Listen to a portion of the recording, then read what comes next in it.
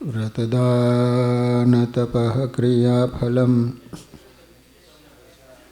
સહજાનંદ ગુરુમ ભજે સદા. બોલો સ્વામિનારાયણ ભગવાનની, શ્રી હરિ કૃષ્ણ મહારાજની, શ્રી રાધા કૃષ્ણ દેવની, શ્રી નરનારાયણ દેવની, શ્રી લક્ષ્મીનારાયણ દેવની જય. બધા જ હરિભક્તોને ઘણા ભાવથી જય સ્વામિનારાયણ. વાલા ભક્તજનો, આપણે સ્વામિનારાયણ મહાપ્રભુના દિવ્ય લીલા ચરિત્રો શ્રવણ કરી રહ્યા છીએ. શ્રી હરિ ગઢપુરમાં બિરાજે છે. આ અરસામાં જીવા ખાચરને દાદા ખાચર સાથે વ્યવહાર સંબંધી કાંઈક તકરાર થઈ. તેથી જીવા ખાચરના દ્વેષે માજા મૂકી. એને દાદા ખાચર વિરુદ્ધ ભાવનગર નરેશને ફરિયાદ કરવાનું નક્કી કર્યું. મહારાજ એનો આ વિચાર જાણી ગયા. એમને જીવા ખાચરને કહ્યું કે બાપુ, દાદો તો તમારો દીકરો કહેવાય, માટે તમારે મોટું મન રાખવું જોઈએ. પરંતુ જીવા ખાચર કાંઈ બોલ્યા નહીં. એટલે મહારાજે કહ્યું કે બાપુ, તમે એના વિરુદ્ધ ભાવનગર જઈને ફરિયાદ કરવા ધારો છો, પણ ફાવશો નહીં. માટે એ મનસૂબો મૂકી દેજો. પરંતુ જીવા ખાચરનો અગ્નિ પ્રજ્વલિત થઈ ગયો હતો. એમણે કહ્યું, મહારાજ, મારે તો ભાવનગર બીજા કામે જવું છે, એટલે ગયા વિના છૂટકો નથી. મહારાજ આ સાંભળી રહ્યા. એમણે ધીમેથી કહ્યું, ભલે ત્યારે તમારી મરજીમાં આવે એમ કરો, પણ ફાવશો નહીં. જીવા ખાચરે સાંભળ્યું ન સાંભળ્યું અને ત્યાંથી ચાલવા માંડ્યું. જીવા ખાચર પોતાની ડેલીએ જઈ ભાવનગર જવા તૈયાર થઈ ગયા. અમૂલાબાઈએ પૂછ્યું, બાપુ, ભાવનગર જાઓ છો? એની દીકરીનું નામ અમૂલા હતું. બાપુએ તરત કહ્યું, હા બેટા, દાદાની ફાઇટ બંધ કરવા જાઉં છું. અમૂલાબા કાંઈ બોલ્યા નહીં, પણ બાપુની જીદથી દાદા ખાચર પ્રત્યેના દ્વેષ ભાવથી કંટાળી ગયા હતા. એના અંતરમાંથી નિશ્વાસ નીકળી ગયો. બાપુના કાન સુધી એનો અવાજ પહોંચ્યો. ત્યારે જીવા ખાચરે ઘોડીઓ ઉપર પલાણ સરખું કરતાં કહ્યું, અમૂલા, તને ગમે કે ન ગમે, પણ દાદાને તો હું જોઈ જ લઈશ. વિચાર કરો, આમ ભગત, આમને આટલો બધો દ્વેષ, ગમે એમ કરીને દાદાને હેરાન કરવા. મહારાજ એનું જ ઉપરાણું લેશે, પણ હવે એમનું પણ કેટલું ચાલે છે ને, એ પણ હું જોઈ લઈશ. જ્યારે ઈર્ષા આવે ને, ત્યારે ભગવાન હોય તો એના પ્રત્યે કેવો ભાવ આવતો હોય છે. એટલું બોલીને ઘોડી ઉપર બેસીને એને ઘોડીનું ચોકડું મરડ્યું. ઘોડી જોત જોતામાં દરબારમાંથી અલોપ થઈ ગઈ. દાદાના દરબારમાં મહારાજને ખબર મળ્યા કે જીવા ખાચર ભાવનગર જવા રવાના થઈ ગયા છે. મહારાજ આ સાંભળીને ઈશા એને કહ્યું, હમણાં પાછા ફર્યા જાણો ને? બરાબર આ જ વખતે માંડવધાને રસ્તા બાપુની ઘોડીને ઠેસ વાગી અને ઘોડી એકદમ ઉથલી પડી. બાપુ પણ નીચે પડી ગયા. પેગડામાં પગ ભરાઈ ગયો એટલે ઘસડાયા. શરીર છોલાઈ ગયું. વાસામાં માથામાં ખૂબ મૂઢ માર લાગ્યો. મોટી ડેલીમાં આ ખબર કોઈ કે આપ્યા એટલે તરત માણસો ત્યાં ગયા. બાપુને જોડીમાં હુવાડી એના દરબારમાં લઈ આવ્યા. મહારાજને આ સમાચાર મળ્યા એટલે તરત મહારાજ મુક્ત મુનિ અને 2 પાર્ષદોને લઈને જીવા ખાચરની ડેલીએ વધાર્યા. કેટલા ભગવાન દયાળુ. જીવા ખાચરને ખાટલામાં હુવાર્યા હતા. મહારાજ પધાર્યા. બાપુ નિસ્તેજ થઈ ગયા. મહારાજે કીધું તો ને જાય છે પણ ભાવશો નહીં. અમુલાબાઈએ મહારાજને પલંગ ઢાળી દીધો, ઉપર રેશમી ધડકી પાથરી દીધી, પછી ઓરડામાં ચાલ્યા ગયા. મહારાજ પલંગ ઉપર બિરાજ્યા. મુક્તમુનિ બાપુના ખાટલાની પાંગ્યતે બેઠા. જીવા ખાચરે મહારાજને બે હાથ જોડ્યા. મહારાજે એમના આખા શરીરે હાથ ફેરવ્યો અને કહ્યું, બાપુ અમે તમને વાયરા હતા પણ તમે ન માન્યા ને. હવે વ્યવહારમાંથી પાછી વૃત્તિ કરી નાખો. કામ, ક્રોધ, ઈર્ષાના વેગને મોડા પાડી દો, તો જ સત્સંગનું સુખ આવશે. જીવા ખાચર સાંભળતા હતા પરંતુ કાંઈ બોલ્યા જ નહીં. મહારાજે કહ્યું, બાપુ માનવીનું ધાર્યું જો થતું હોત ને તો બ્રહ્માંડનું રાજ્ય લેવાના મનસુબા ઈ કરે, પરંતુ ભગવાને પોતાના હાથમાં બધી દોરી રાખી છે. જ્યાં જેનું જેટલું ચાલવા દેવું હોય ને ત્યાં એટલું ચાલવા દે, એટલું કહીને મહારાજ ઉઠ્યા. જીવા ખાચર ત્રાસી નજરે મહારાજને જતા જોઈ રહ્યા. મહાવદી છઠને દિવસે મહારાજ ગઢપુરથી પોતાના સંત મંડળ અને કાઠી દરબારો સાથે શ્રીનગર જવા નીકળી ગયા. કૌકા થઈ મહારાજ જેતલપુર પધાર્યા. એમની સાથે દાદા ખાચર, સુરા ખાચર, માણસિયા ખાચર, ડોસા ખાચર, વાઘા ખાચર, માત્રા દાદલ, રાઠોડ દાદલ, વસ્તા ખાચર વગેરે ભક્તો હતા. રસ્તામાં આવતા ગામોના કાઠી ભક્તો અને અન્ય ભક્તો પણ મહારાજની સાથે થઈ ગયા. મહારાજ જેતલપુર પધાર્યા. સંઘ મોટો થઈ ગયો. મહારાજે પોતાની સાથે આવેલા સર્વે ભક્તોને જેતલપુરમાં રાખ્યા. પોતે 50થી 60 પાર્ષદો લઈ મહાવદ એકાદશીના દિવસે અમદાવાદ પધાર્યા. અહીં એમને પ્રતિષ્ઠા મહોત્સવની સર્વે વ્યવસ્થાનું નિરીક્ષણ કરવું હતું. હરિભક્તોના ઉતારાની વ્યવસ્થા પણ જોવી હતી. યજ્ઞશાળા, ભોજનશાળા, એ અંગેની સીધા સામગ્રી, આ તમામ વ્યવસ્થા એમને જોવી લેવી. ઉત્સવમાં આવેલા સર્વે ભક્તોને સર્વ પ્રકારે આનંદ થાય એમના અંતરમાં ભક્તો માટે કાળજી હતી. મહારાજ માંડવીની પોળમાં થઈ અને માણેક ચોકમાં પ્રવેશ્યા. અમદાવાદમાં માણેક ચોક છે અને ત્યાંથી દિલ્હી દરવાજા બહાર શાહી બાગને રસ્તે શાહી મહેલની જગ્યામાં પધાર્યા. અહીં તે સમયના અંગ્રેજ કલેક્ટર મિસ્ટર ડનલોપ રહેતા હતા. મિસ્ટર જ્યોન એન્ડ્રુજ ડનલોપ ખેડાના કલેક્ટર હતા.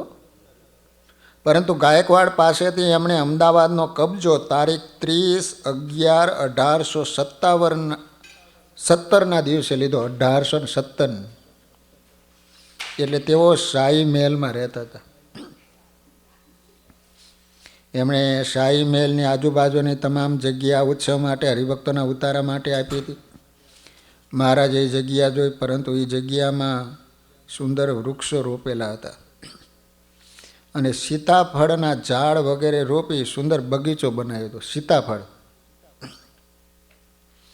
તેથી એ જગ્યાએ ઉતરવાથી વૃક્ષો અને બગીચાને નુકસાન થાય એટલે મહારાજે એ જગ્યાએ ઉતારા કરવાની ના આપી.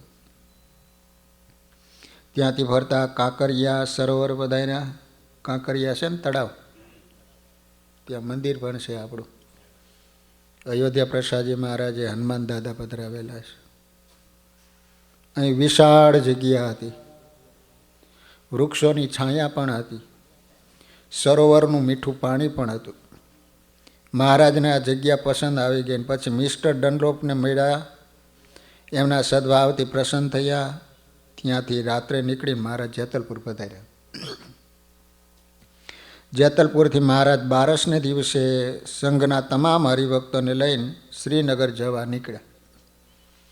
મહારાજે શ્રીનગરમાં આગલે દિવસે કહ્યું હતું, તેથી મહારાજ અને સંઘના હરિભક્તોના સ્વાગતની તમામ તૈયારી શ્રીનગરના હરિભક્તોએ કરી હતી. મહારાજ સંઘ સાથે રાયપુર દરવાજે પધાર્યા. અહીં હરિભક્તોએ મહારાજનું પૂજન કર્યું. સોનેરી કસુંબલ ફેંટો શિરે ધરાયો. પાઘમાં મોતીના તોરા ખોસ્યા. પુષ્પના હાર પહેરાવ્યા. માણકીને પણ નવા સોનેરી સાજથી શણગારી શ્રીનગરના હરિભક્તોએ ધરાવેલ શણગાર પહેરી મહારાજ માણકી ઉપર બિરાજ્યા અને સવારે ત્યાંથી વાતે ગાતે નીકળી. આગળ ઘોડા ઉપર સવારો હતો, ઊંટ ઉપર ડંકા નિશાન હતા, પછી દેશી વાજેન્ત્રો ઢોલ ત્રાસા શરણાઈ વગેરે હતા. એની પાછળ હરિભક્તો સંતો કીર્તનો બોલતા ચાલતા હતા. ત્યારબાદ સંસ્કૃત ભણેલા વિદ્વાન સંતો વેદસ્તુતિ, ગોપિકા ગીત, યુગલ ગીત, વેણુ ગીત, ભ્રમર ગીતના પ્રેમ લક્ષણા ભક્તિના સુંદર શ્લોકો ગાતા ચાલતા હતા. ભાગવતની અંદર 5 ગીત આવે છે: ગોપી ગીત, યુગલ ગીત, વેણુ ગીત, ભ્રમર ગીત. પાછળ પાર્ષદોથી વીંટાયેલા મહારાજ માણકી ઘોડી ઉપર બિરાજમાન થઈને ચાલતા હતા. સ્ત્રીઓના જૂથ પણ મંગળ ગીતો ગાતા ગાતા ચાલતા હતા. આ રીતે શ્રીનગરમાં શ્રીજી મહારાજની ભવ્ય સવારી નીકળી. આ દિવ્ય શોભા નિહાળવા નગરજનો બજારમાં, મેળીઓમાં, ચરુખામાં ટોળા બંધ જમા થઈ ગયા હતા. મહારાજના દર્શન કરવા મિસ્ટર ડનલોપ એમની મેડમ સાથે ખુલ્લી ઘોડા ગાડીમાં બેસીને સામેથી આવતા હતા. મેડમ અંગ્રેજો હતા ને, એમને તેમની ગાડી એક બાજુ ઊભી રાખી. સવારીને શિસ્તબદ્ધ આવતી જોઈને રાજી થયા. એમણે દૂરથી મહારાજના દર્શન કર્યા. હાથમાં ટોપી લઈ મહારાજને નમસ્કાર કર્યા. સવારી આગળ ચાલી. ડનલોપ ત્યાંથી કાંકરિયા તળાવે મહારાજ અને સંઘના ઉતારાની જગ્યા વ્યવસ્થા કરી હતી જોવા ગયા. અહીં રથ, ઘોડા, ગાડીઓ, ગાડાઓ ન ગણી શકાય ને એટલી સંખ્યામાં હતા. પરંતુ હરિભક્તો નગર યાત્રામાં ગયા હતા એટલે તેમણે ફક્ત ચોકિયાતોને ત્યાં જોયા. વ્યવસ્થા જોઈ તેઓ રાજી થયા. સવારી મુખ્ય બજારમાં આવી. રઘુનાથ દાસે આ બધું જોયું. મહારાજ કદાચ રામાનંદ સ્વામીએ બનાવેલ મંદિરમાં દર્શન કરવા આવે તેથી તેણે તે મંદિરના બારણા બંધ કરી દીધા. રઘુનાથ દાસ સ્વામિનારાયણ ભગવાનનો વિરોધી હતો. એટલે એને એમ થયું કે કદાચ આ રામાનંદ સ્વામીએ મંદિર બનાવેલું છે રઘુનાથ, તો દરવાજા બંધ કરી દીધા કે સ્વામિનારાયણ આવે નહીં. શ્રીહરિ દર્શન કરવા વિતરે, પરંતુ મંદિરના દ્વાર અંદરથી બંધ હતા. તેથી પાછા વળ્યા. એમણે કહ્યું, ઠાકોરજીના દર્શન કરવામાં જે વિક્ષેપ કરે ને મહાપાતકી બને છે. નાગર ભક્તોએ મહારાજના શબ્દો સાંભળી મહારાજની ક્ષમા માગી અને કહ્યું, અમને સૌને રઘુનાથ દાસે ઊંધા પાટા બંધાવ્યા હતા. આપની વિરુદ્ધ ઘણું કહ્યું હતું, તેથી અમે આપની નજીક આવી શક્યા નહીં અને આપના દિવ્ય સત્સંગનો લાભ પણ લઈ શક્યા નહીં. લો, મહારાજે આ સાંભળી હસતા હસતા કહ્યું, તમે સૌ મળદામાં જીવ છે એમ જાણી અને બાજી રહ્યા હતા, પણ અમે સત્સંગ અને કુસંગ ઓળખી કુસંગનો ત્યાગ કરી સત્સંગમાં આવો. સત્ય સમજાયું છે તો હવે તમારું કલ્યાણ થશે. એમ કહીને મહારાજ માણકી ઘોડી ઉપર બિરાજી ગયા. આગળ અંબાબાઈએ મહારાજનું પુષ્પહારોથી સ્વાગત કર્યું. માણેક ચોકમાં શેઠ હિમાશાની હવેલી આવીને ત્યાં પણ શેઠના પરિવારે મહારાજનું પુષ્પહારથી સ્વાગત કર્યું. આ પ્રમાણે ઠેર ઠેર ભક્તો તરફથી સ્વાગત સ્વીકારતા સૌને પ્રસન્ન મુખે આશીર્વાદ આપતા મહારાજ નવા વાસ પાસે થતા મંદિરના ચોકમાં પધાર્યા. મહારાજ અશ્વ ઉપરથી ઉતર્યા. મંદિરનું કામકાજ નિહાળ્યું. ત્રણેય શિખરો સિંહાસનો તૈયાર થઈ ગયા હતા, એ પણ જોયા. મંદિરનું કામ સુંદર થયેલું જોઈ મહારાજ રાજી થયા. આનંદાનંદ સ્વામીને કહ્યું, મંદિરનું કામ બહુ જ સુંદર અને શિલ્પશાસ્ત્રના નિયમો પ્રમાણે થયું છે. જો નરનારાયણ દેવ તપ કરે છે ને એટલે એ મંદિર ખુલ્લું હોય. વડતાલનું લક્ષ્મીનારાયણ મંદિર છે એ આમ બંધ છે, ખબર છે ને. માટે આમાં જેમણે જેમણે સેવા કરી હોય એ સૌને બોલાવો, તેમને સૌને હમણાં જ મળીને આશીર્વાદ આપીએ. પછી સમય રહેશે નહીં એટલું કહી પોતાના કંઠમાં જેટલા હાર હતા ને તમામ કાઢી અને આનંદાનંદ સ્વામીને પહેરાવી દીધા. પછી જેમણે જેમણે મંદિર કરવામાં સેવા કરી હતી સૌને આનંદ સ્વામીએ બોલાવ્યા. મહારાજ એમને સૌને મળ્યા, આશીર્વાદ આપ્યા. કુબેર અને અંબારામ બંનેને પોતાની આવી દુર્લભ સેવા મળી, તેથી પોતાના મોટા ભાગ્ય માની રાત દિવસ જોયા સિવાય ચણતણ કામ કર્યું હતું. કુબેર અને અંબારામ હતા. એ બંને કડિયાઓને મહારાજ મળ્યા, પાઘડી બંધાવી, દુપટ્ટો આપ્યો અને સોનાની 2 શેરની કંઠી બંનેને પહેરાવી. મહારાજની આવી અપાર કૃપાથી બંને ભક્તો કૃતકૃત્ય થઈ ગયા. એની આંખમાં હર્ષના આંસુ આવી ગયા. આનંદ સ્વામીએ મહારાજને કહ્યું કે મહારાજ મૂર્તિઓ જોવા પધારો. એટલે મુક્તાનંદ સ્વામી, ગોપાળાનંદ સ્વામી, નિત્યાનંદ સ્વામી, સુકમુનિ વગેરે સંતોને લઈને મહારાજ મૂર્તિઓ જોવા પધાર્યા. મૂર્તિઓ જોઈ મહારાજ બહુ પ્રસન્ન થયા. બધી જ મૂર્તિઓ ઉપર મહારાજે હાથ ફેરવ્યા. આનંદાનંદ સ્વામીને સૂચના આપતા કહ્યું,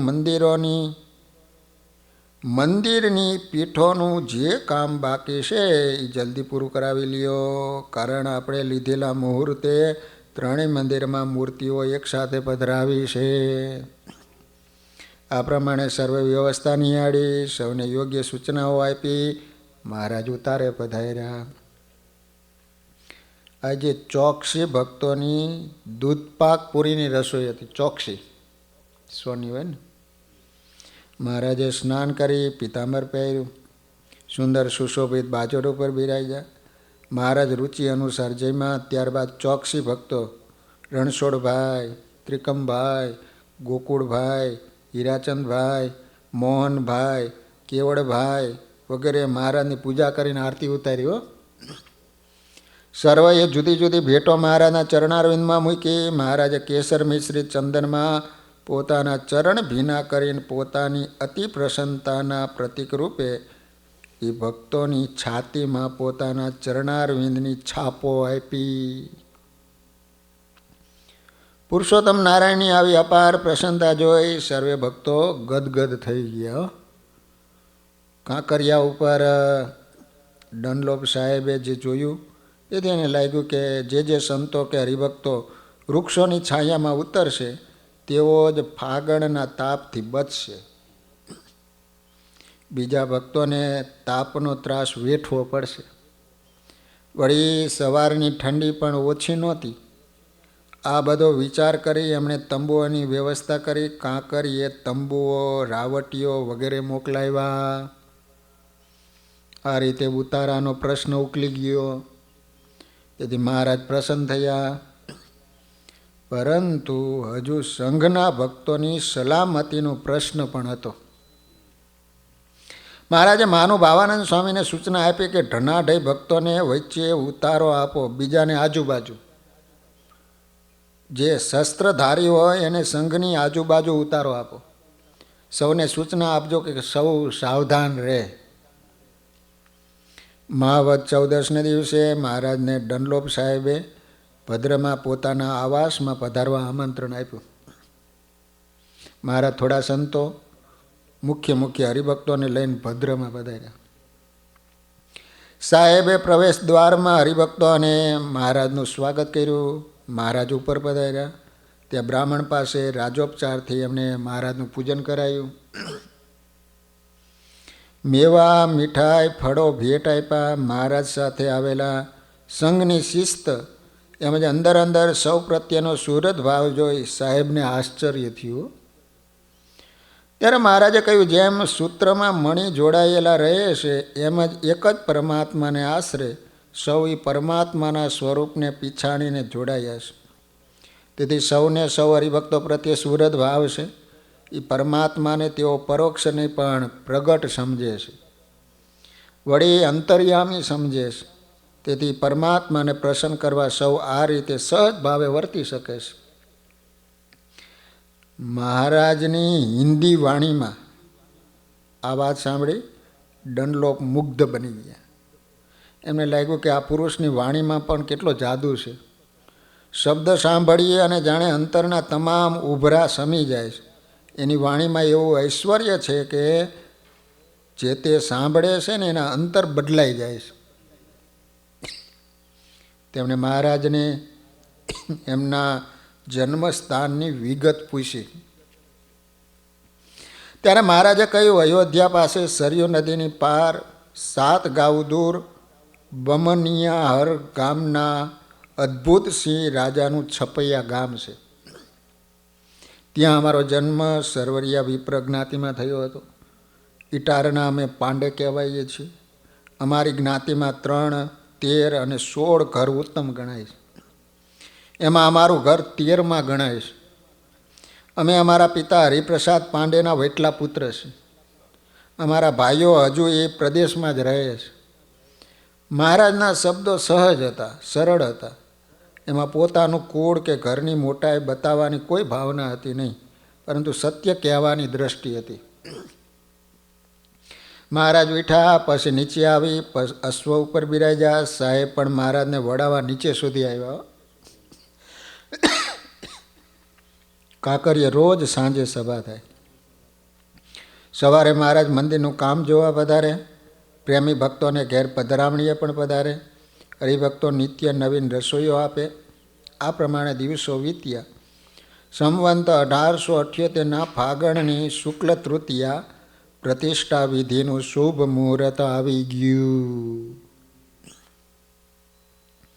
યજ્ઞશાળા તથા સભાના મંડપો કલાત્મક રીતે સંતોએ તૈયાર કર્યા હતા. 108 વેદપાઠી બ્રાહ્મણોને યજ્ઞમાં વરુણી તરીકે બેસાડ્યા હતા. તેમાં મુખ્ય શ્રીનગરના વેદપાઠી નાગર બ્રાહ્મણ હિંમતરામ શાસ્ત્રી હતા. રણછોડ શાસ્ત્રી, નારાયણ શાસ્ત્રી, મહાદેવ શાસ્ત્રી, ગૌરીશંકર શાસ્ત્રી, કેશવરામ, ઉત્તમરામ તેમજ ગણપતરામ, નથુ ભટ્ટ તથા હરિશંકર વગેરે વિદ્વાનો હતા. હળવદના શિવશંકર જાની તથા શંભુભાઈ શુકલ હતા. શિયાળીના શિવરામ વિપ્ર હતા. તેમજ મહારાજના અંગત પુરાણી પ્રાગજી દવે, દીનાનાથ ભટ્ટ પણ હતા. વડોદરાના શોભારામ શાસ્ત્રી પણ આવી ગયા હતા. મહારાજના સંબંધમાં આવેલા અનેક વિદ્વાનો આ પ્રસંગે આવી ગયા હતા. મહારાજે આ વિદ્વાન શાસ્ત્રીઓનું પૂજન કર્યું, પુષ્પના હાર પહેરાવ્યા, દરેકને નાળાછરી બાંધી. શુદ્ધ ઉપાસનાનો માર્ગ પ્રવર્તાવા પરબ્રહ્મ પુરુષોત્તમ નારાયણ સ્વયં પ્રગટ થયા. શ્રી નરનારાયણ દેવની પ્રતિષ્ઠા કરી ભક્તિ સહિત ભગવાનની ઉપાસનાના માર્ગે મુમુક્ષુઓને પહેરી. એમણે કલ્યાણની કેડી ઉપર ચડાવવા પોતે કેવા અલ્પ બની ગયા હતા. એમના અલ્પ સ્વરૂપમાં તે સ્વરૂપને અનુરૂપ એમની સર્વ ક્રિયામાં એમના સર્વાવતારી સ્વરૂપનો ખ્યાલ તો કોઈક વિરલાને જ આવી શકે. મહારાજે પણ બહુજન હિતાય એ ભાવને પ્રસન્ન રાખી સૌને ગુણ આવે એ પ્રમાણે ઉપાસનાનો માર્ગ આ રીતે શરૂ કર્યો. યજ્ઞવિધિની શરૂઆત કરી. મહારાજ મંદિરમાં પધાર્યા. મંદિરના 3 ખંડોને ફરી નિહાળ્યા. 3 ખંડોમાં મૂર્તિઓ માટે તૈયાર કરેલા સિંહાસન ઉપર પોતે વારા ફરતી બિરાઈ જાય. પછી યજ્ઞશાળામાં પધાર્યા.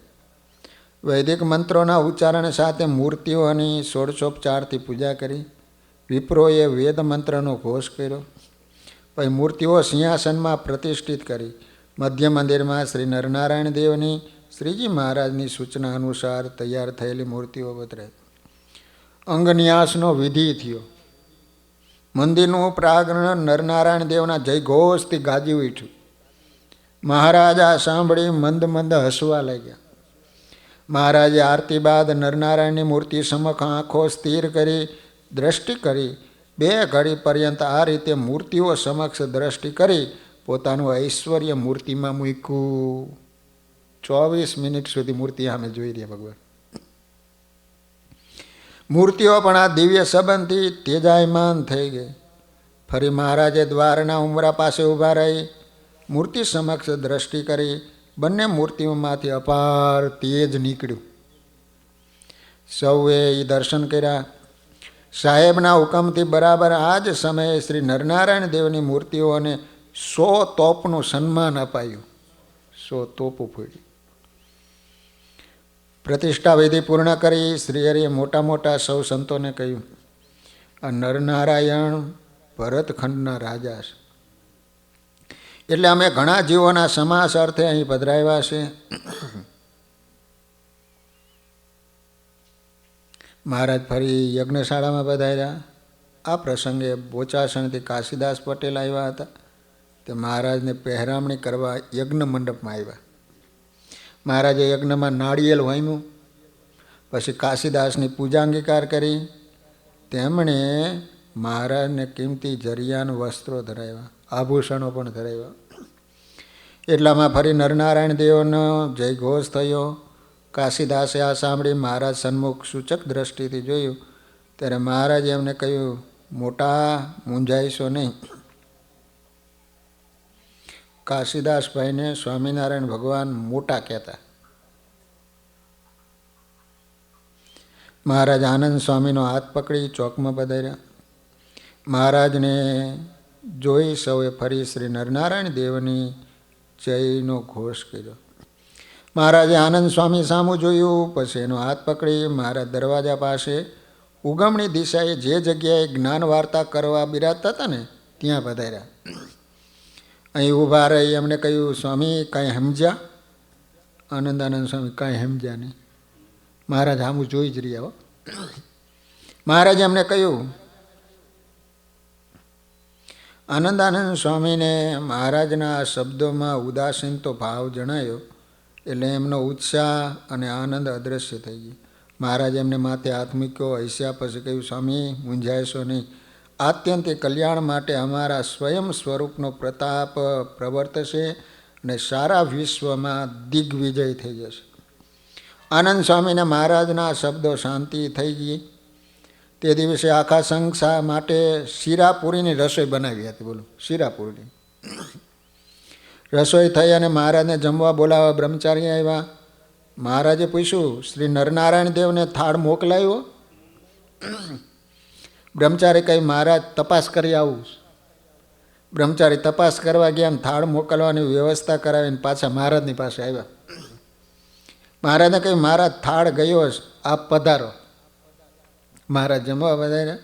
જમીને મહારાજ મંદિરના ચોગાનમાં આવી પાઇટ ઉપર બિરાઈ ગયા. એ વખતે સઘળો સંઘ જમતો હતો. નવાવાસના હરિભક્તો પુરુષોત્તમભાઈ, રાયજીભાઈ, હીરાભાઈ વગેરે મહારાજનું પૂજન કર્યું. પુષ્પોના હાર પહેરાવ્યા, આરતી કરી, પછી ભેટ મૂકી. મહારાજે કહ્યું, આ ભેટ અમે નરનારાયણ દેવના કોઠારમાં આપી દો. હવે જે સેવા કરવી એ દેવની કરવી. સંઘ જમી રહ્યો એટલે મહારાજ ઉતારે પધાર્યા. સાંજે ત્યાંના શેઠ બેચર મણકીવાળાની વિનંતીથી મહારાજ સંતો હરિભક્તોને લઈને એમને ઘરે પધાર્યા. બેચર મણકી શેઠ હતા. શણગારેલી પાટ ઉપર મહારાજ બિરાઈ ગયા. તેમણે તથા એમના પુત્રોએ મહારાજનું પૂજન કર્યું, સંતોનું પણ પૂજન કર્યું. મહારાજને પુષ્પહાર પહેરાવ્યા, આરતી કરી. મહારાજ એના તરફ સ્થિર દ્રષ્ટિથી જોઈ રહ્યા હો. પૂજન વિધિ બાદ એને મહારાજને પ્રાર્થના કરીને કહ્યું કે પ્રભુ, આપને વિશે કદી મનુષ્ય ભાવ ન આવે ને એવા આશીર્વાદ આપો. મહારાજ આ સાંભળીને ઈશાનીને કહ્યું, એમાં તો જ્ઞાન દ્રષ્ટિ જોઈએ, જાણપણું અખંડ રાખવું જોઈએ. અમને અમારા યથાર્થ સ્વરૂપમાં ઓળખ્યા હોય તો બીજો કોઈ પણ પ્રકારનો સંકલ્પ થાય તો જ્ઞાન દ્રષ્ટિથી અથવા જાણપણામાં રહી એને હટાવી દેવો જોઈએ. એ સાધન તો તમારે કરવાનું છે. મનનો સંગ છોડી તેથી જુદા વર્તવાનો પ્રયત્ન કરશો ત્યારે એ બનશે. અમે તો આશીર્વાદ આપીએ, પણ મનને વશમાં રાખવું તમારા હાથમાં છે. બેચર શેઠ સમજી ગયા મહારાજના સ્વરૂપમાં અખંડ દિવ્યતા રાખવા માટે જ્ઞાન સ્વરૂપે વિચાર દ્રઢ રાખવો જોઈએ. એ આશીર્વાદથી નહીં પણ આજ્ઞા પાલનથી સિદ્ધ થાય છે.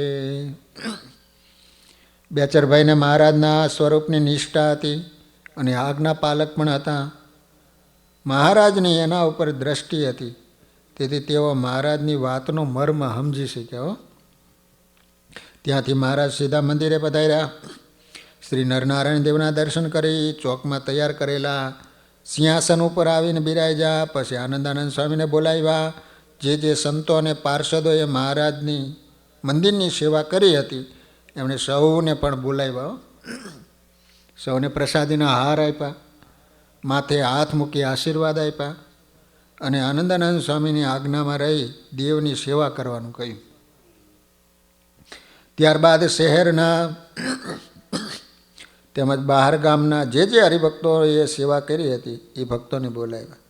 નથુ વિપ્ર, ચોપદાર કુબેરસિંહ, દામોદર પટેલ, બેચર શેઠ, લાલદાસ ગોરા, હીરાચંદ ચોકસી, કુબેરભાઈ, કેવળરામ, પુરુષોત્તમ પટેલ, પુરુષોત્તમ હોની, ગણપતભાઈ, હિંમતભાઈ વગેરે આવ્યા. મહારાજે એને સૌને પ્રસાદીના હાર પહેરાવ્યા, આશીર્વાદ આપ્યા, દરેકને છાતીમાં ચરણારવિંદ આપ્યા. પછી એમને કહ્યું, અમે તમારા સૌના ઉપર ખૂબ રાજી છીએ, કારણ કે દેવોને પણ દુર્લભ એવી સેવા તમે સૌએ કરી છે. અને એક જન્મના સુકૃત ઉદય થાય ત્યારે આવી સેવા મળે. એમાં દેહની સેવા ભગવાન બહુ જ માની લે છે. સૌ હરિભક્તો મહારાજની પ્રસન્નતાથી અતિ પ્રસન્ન થઈ ગયા. મહારાજે આનંદાનંદ સ્વામીને બોલાવીને કહ્યું, કોઠારમાં સિલક કેટલી છે? એમણે કહ્યું, મહારાજ 39 રૂપિયા સિલકમાં છે. 39. એટલે મહારાજે કહ્યું, આપણે દેવ પધરાવ્યા એટલે બ્રાહ્મણોને જમાડવા જોઈએ. આપણે આખા અમદાવાદ શહેરના બ્રાહ્મણોની 84 કરવી છે. આનંદ સ્વામી આ સાંભળીને મૂંઝાઈ ગયા. ત્યાં તો વળી મહારાજે કહ્યું, આપણે સુદ પાંચમના દિવસે 84 રાખીશું. બોલો, પાંચમના દિવસે, ત્રીજના દિવસે પ્રતિષ્ઠા કરી.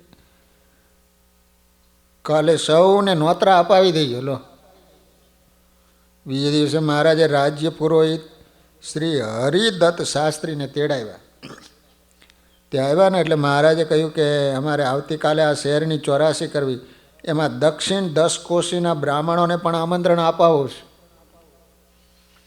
આ સાંભળી હરિદત્ત શાસ્ત્રી થોડી વાર તો કાંઈ બોલી શક્યા જ નહીં હો. પછી એમણે કહ્યું, પ્રભુ આપ તો યોગેશ્વર છો, તેથી સમર્થ છો, પરંતુ આ શહેરમાં કોઈ રાજાને પણ જો બ્રાહ્મણોની 84 કરાવી હોય ને તો એને લગભગ 6 મહિના અગાઉથી બધી તૈયારી કરાવવી પડે. આપ તો આવતીકાલે 84 કરવાની વાત કરો છો? મહારાજે હસ્યા. એમણે કહ્યું, આ શહેરના અને એની આજુબાજુના વિસ્તારના તમામ બ્રાહ્મણોને જમવા આવે એવો બંદોબસ્ત તમે કરાવો. આવતીકાલે સાંજે કાંકરિયા સરોવરને કાંઠે અમે બધો જ બંદોબસ્ત કરી દઈશું. હરિદત્ત શાસ્ત્રીના મનમાં વાત બેઠી નહીં હો. મહારાજે એને ફરીથી કહ્યું, શાસ્ત્રી, અમે જેતલપુરમાં અને ડભાણમાં મોટા મોટા યજ્ઞો કર્યા, એટલે અમારા સંતો અને હરિભક્તો સૌ કાર્યદક્ષ છે. અમે જોતજોતામાં બધી જ વ્યવસ્થા કરી દઈશું. માટે બ્રાહ્મણો કાલે સાંજે જમવા આવે એટલી જવાબદારી તમારે માથે. હરિદત્તે કહ્યું, ભલે મહારાજ, હમણાં જ એ ગોઠવણ હું કરી દઉં.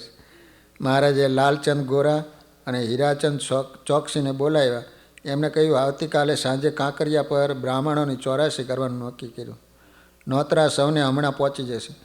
માટે બજારમાં 84ની વાત જો બહાર પડશે તો વેપારીઓ ઘી, ગોળ અને અનાજના ભાવ વધારી દેશે. એટલે હમણાં જઈને એમની પાસે ઘી, ગોળ અને ઘઉં, દાળ, ચોખાના સોદા કરી લ્યો.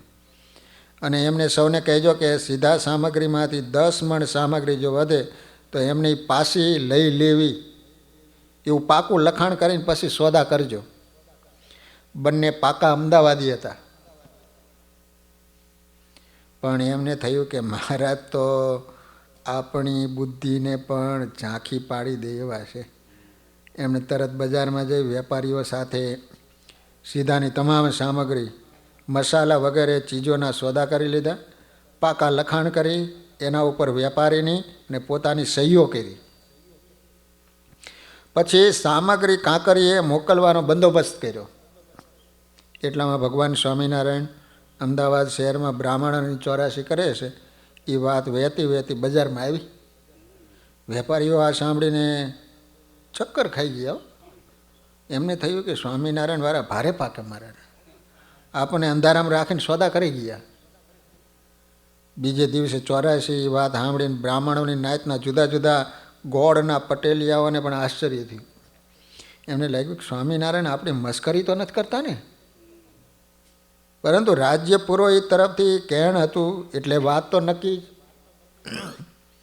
તેઓ સૌ રસોઈના વાસણો એકઠા કરવા લાગ્યા. બધી જ પેટા જ્ઞાતિઓના ચોકા જુદા કરવાના હતા. જેથી સૌને તેમની જ્ઞાતિ બંધુઓની ઓળખાણ હોય એટલે અજાણ્યા કે પરજ્ઞાતિના કોઈ પેસી જાય નહીં. મહારાજે આવો ખ્યાલ રાખી પાકો બંદોબસ્ત કરાયો હતો. બ્રાહ્મણોમાં 84 પ્રકારના જ્ઞાતિ વિભાગ હોય છે, જેને સરનેમ કહેવામાં આવે. એ પાછા બધાના ચોકા અલગ, એકબીજાનું પાછું જમે નહીં, એનું અલગ રસોડું કરવાનું. ચોથને દિવસે મંદિર તરફથી લાડુની રસોઈ હતી. શ્રીહરિ પણ ત્યાં જીમ્યા. પછી મહારાજે મોટેરા સંતોને બોલાવ્યા અને કહ્યું, બ્રાહ્મણોની પેટા જ્ઞાતિના દરેક ચોકા ઉપર એક મોટેરા સંત અને એની મદદમાં 5 બીજા સંતો રહે. તેમને જે જોઈતું હોય એ અપાવે, પણ બગાડ ન થાય ને એનું ધ્યાન રખાવે. જેતલપુર અને ડભાણના પ્રસંગો લક્ષમાં રાખજો. ત્યાં બહુ બગાડ કર્યો હતો ને. એટલું કહીને મહારાજ એને કહ્યું, સીધા સામગ્રી તમામ સામાન કાંકરીએ પહોંચાડો. ત્યારે આનંદાનંદ સ્વામી કહે, મહારાજ જો હમણાં ત્યાં સામાન મોકલીશું તો ત્યાં કીડી મકોડા, સમડા, કાગડા, બીજા અનેક જીવડા છે, એથી સામાન બગાડશે. મહારાજે કહ્યું, આપણે જેટલી જગ્યામાં વાપરવાની છે ને એમાં કોઈ જીવ આવશે જ નહીં. માટે બીજો સંકલ્પ કર્યા સિવાય ત્યાં સામગ્રીઓના ગંજ એકઠા કરવા માંડો. લો, બ્રાહ્મણોને હજુ વિશ્વાસ નહોતો બેતો. એમણે રાત્રે ત્યાં જોવા જશે અને કાંઈ નહીં દેખે ને તો બધે જઈને કહી આવશે કે કાંકરીએ તો કાંઈ ઠેકાણું નથી અને સ્વામિનારાયણ તો આપણને મૂર્ખ બનાવવા માગે છે. સૌ મહારાજની વાત સમજી ગયા. કાંકરીએ સીધાની સામગ્રી એકઠી થવા લાગી. દરેક સામગ્રીના મોટા ગંજ થયા. બધી જ સામગ્રી વ્યવસ્થાપૂર્વક ગોઠવી. સંતો પાર્ષદો તે સ્થાને બેસી ગયા. રાત્રે બ્રાહ્મણો જોવા આવ્યા. એણે દીવાના પ્રકાશમાં સંતોની અવર જવર જોઈ. સામગ્રીઓના પણ ઢગલા જોયા. એમને સૌને આશ્ચર્ય થયું કે હજુ કાલે તો નોતરા ફેરવ્યા અને આજે તો સામગ્રી તૈયાર કરી દીધી. સ્વામિનારાયણ મહા ચમત્કારી પુરુષ છે, પણ એમના ચમત્કારમાં હજુ પણ એમને જાદુ લાગતું હતું. પરમ તત્વનો ભાવ દેખાતો નહોતો. એમને એની પ્રતિષ્ઠા ધૂળમાં મેળવવાની ઈચ્છા થઈ. એમણે વિચાર કર્યો, સ્વામિનારાયણના લાડુ જરૂર ખાવા, પણ સાથે સાથે સામગ્રી ચોરી જવી, એનો બગાડ કરવો, આવા કાંઈક ખ્યાલો એના અંતરમાં ઘોળાવા લાગ્યા. રાત્રે બધી પેટા જ્ઞાતિના મુખ્ય મુખ્ય બ્રાહ્મણો ત્યાં આવી ગયા. એને જે જગ્યા બતાવી ત્યાં એને ચોકા કર્યા, ચૂલો ગાળી. પછી સીધા સામગ્રીને લેવા ગયા. પોતાના ગોળમાં જેટલા બ્રાહ્મણો હોય એનાથી વિશેષ બતાવે અને એ પ્રમાણે સીધું લઈ જાય. નિષ્કુળાનંદ સ્વામીને ઘીના કોઠાર ઉપર મૂક્યા હતા. બ્રાહ્મણોની આ દોંગાઈ જાણી ગયા હતા. એને મહારાજને વાત કરીને ત્યારે મહારાજે કહ્યું, અહીં જેટલું ઘી જમવું હોય એટલી છૂટશે, પણ આ હદની બહાર કાંઈ પણ લઈ જવા દેવું નહીં, એનો બંદોબસ્ત પાકો રાખો. નિષ્કુળાનંદ સ્વામી મહારાજની આજ્ઞા સમજી ગયા. બ્રાહ્મણો જેટલું માગે એનાથી અડધું સીધું જોખીને આપવા લાગ્યા. એટલામાં કેટલાક બ્રાહ્મણો 2 ગાડામાં સીધાની સામગ્રી ભરી અમદાવાદ શહેર તરફ જવા લાગ્યા. સંતો એને રોક્યા તો એમની સાથે એને તકરાર કરી. એમણે મહારાજને આ વાત કરી. મહારાજ તરત અશ્વ ઉપર સવાર થયા અને 40 પાર્ષદો તથા નારૂપંત નાના અને ચિમન રાવને લઈને ગયા. થોડા સરકારી સિપાહીઓ પણ સાથે લીધા. બ્રાહ્મણો ગાડા લઈને જતા હતા ને ત્યાં રસ્તામાં જ એને આયતરા. 40 પાર્ષદો અને સરકારી સૈનિકો જઈને બ્રાહ્મણો ડઘાઈ ગયા. મહારાજે એમને કહ્યું તમારે ચોકે તમારે જેટલું જમવું હોય એટલું જમો, સગા સંબંધીને આપવા માટે કદાચ થોડું લઈ જવું હોય તો લઈ જાઓ, પણ સીધા સામગ્રીની ચોરી કરીને તમે જશો તો એ અમે ચલાવી લઈશું નહીં. આ સરકારી સૈનિકો સાથે આવ્યા છે, ચોરીનો માલ પકડાયો છે, પાછા વળો તો ઠીક, નહીં તો સરકારી સિપાહીઓ તમને પકડી લઈ જશે, તેના અમે જવાબદાર નહીં ગણાઈએ. બ્રાહ્મણો સમજી ગયા, વિલે મોઢે પાછા વળ્યા. સ્વામિનારાયણને છેતરવાના, એમનું ખોટું દેખાડવાના એમના મનસુબા અત્યાર સુધી ખોટા થયા, છતાં એમાંથી એમણે કોઈ બોધપાઠ લીધો નહીં.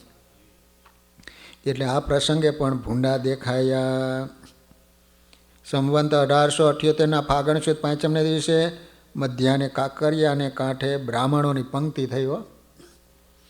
હર હર મહાદેવ, નરનારાયણ દેવનો જયઘોષ બોલાવીને સૌ જમવા લાગ્યા. પીરસનારા હરિભક્તો ઘીની તાંબડીઓ ફેરવતા હતા, દરેકને પડિયામાં દાળને બદલે ઘી પીરસતા હતા. બ્રાહ્મણોએ ઘીમાં લાડુ બોળીને જમતા હતા. એમને થયું કે 84 તો ઘણી જમ્યા, પણ આવી 84 કોઈએ હજુ સુધી કરી નથી. પડિયામાં ગરમ ઘી પીરસવાનો ચાલ તો સ્વામિનારાયણે જ શરૂ કર્યો. એમણે એકાએક જય ઘોષ કર્યો, સ્વામિનારાયણ ભગવાનનો જય. મહારાજે સાંભળ્યું, એમણે હસતા હસતા કહ્યું, આ તો ગરમા ગરમ ઘીનો સ્વાદ બોલે છે.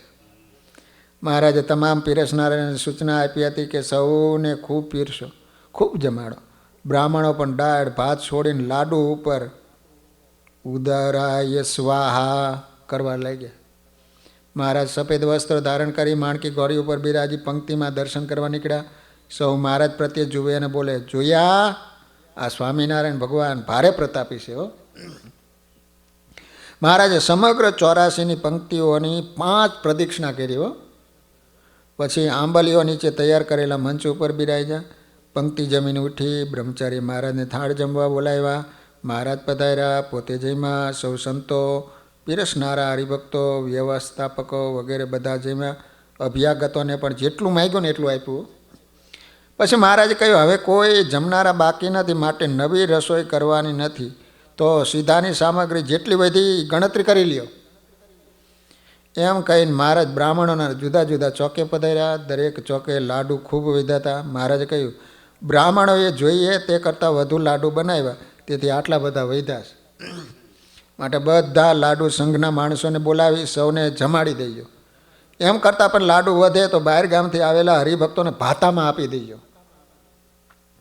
સંતોએ સીધાની તમામ સામગ્રીની ગણતરી કરી લીધી. કરાર પ્રમાણે વેપારીઓની પ્રમાણે માલ પાછો મોકલાવી દીધો. આટલી વ્યવસ્થા કરાવી મહારાજ પોતાના તંબુમાં પધાર્યા. 3 દિવસ ખૂબ શ્રમ લીધો, એથી તરત પોઢી ગયા. આ રીતે મહારાજે અમદાવાદ પ્રતિષ્ઠા કરી અને બ્રાહ્મણોની 84 કરી. સહજાન સ્વામી મહારાજની